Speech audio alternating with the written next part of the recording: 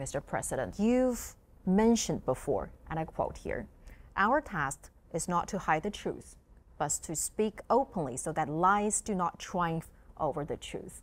So, Mr. President, why, especially today, it is still of vital importance for us to uphold this correct view of the World War II and also to preserve the post-war international order, as you have just emphasized again and again?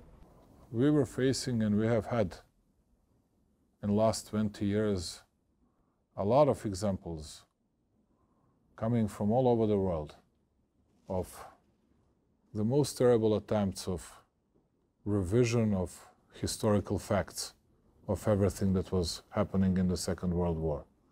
And with huge amounts of money, with dominance of their media outlets and everything else, they believed they could have fabricated everything that was happening during the Second World War and even a bit after the Second World War.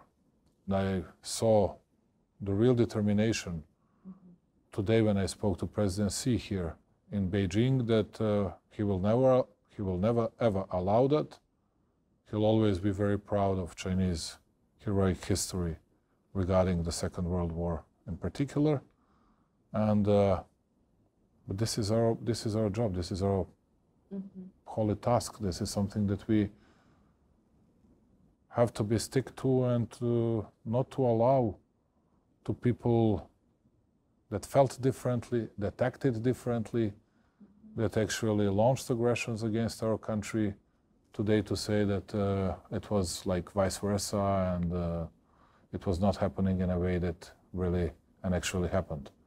And that's why we need to print books. That's why we need to put it in our educational systems. That's why we need to speak to each other.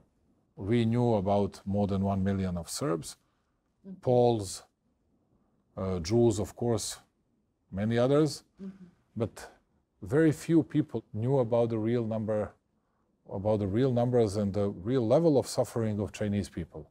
This is our job. That's what we need to do together.